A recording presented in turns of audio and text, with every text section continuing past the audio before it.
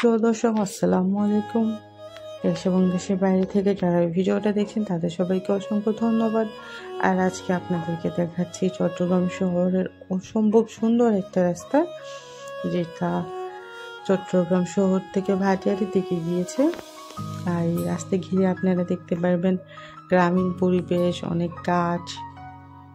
আর ভাটিয়ারি যেহেতু একটু পাহাড়ি এলাকা, এই জন্যে গাছ একটু এমনিতেই বেশি। আর চারপাশে এরকম সুন্দর সুন্দর ছোট ছোট এরকম ব্রিজ আছে, যেখানে অনেকগুলো ছোট ছোট খালও পড়ে। তো আমার জানার মধ্যে চট্টগ্রামের যে কয়টা সুন্দর রাস্তা আছে, তার মধ্যে ভাটিয়ারি আর চট্টগ্রামের রাস্তাটা অনেক বেশি সুন্দর।